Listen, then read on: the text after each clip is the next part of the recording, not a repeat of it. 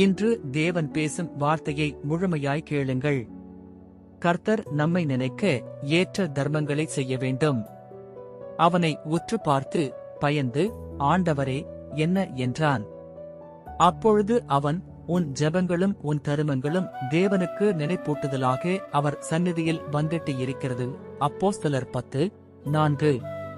கொர்நேலியே என்று சொல்லப்பட்ட மனிதன் கர்த்தருக்காக வைராக்கியமுள்ள மனிதனாய் தன் எல்லா இனஜன பந்துக்களோடு தேவனை தேடுகிற மனிதனாய் இருந்தான்.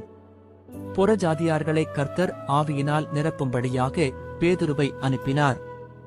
அப்பொழுது அவருடைய வழி நடத்துதலின் போது தூதன் அவனை சந்தித்து, உன்னுடைய ஜெபங்கள் உன் தர்மகாரியங்கள் கர்த்தருக்கு நினைப்பூட்டுதலாய் இருந்தபடியினாலே என்று சொல்வதை பார்க்கிறோம். ஆகவே புறஜாதியார் மத்தியிலே பரிசுத்த ஆவியானவர் ஊற்றப்படுவதற்கு இந்த நினைப்பூட்டுதல் மிகுந்த ஆசீர்வாதமாக இருந்தது. இன்று நம் தேவன் நம்மை நினைக்கத்தக்கதாக வாழ்க்கை மாற நாம் தர்மங்களை செய்கிற மக்களாய், கர்த்தருக்கென்று காணிக்கை கொடுக்கிற மக்களாய் வாழ வேண்டும். விசுவாசித்தால் ஆமென் சொல்லுங்க.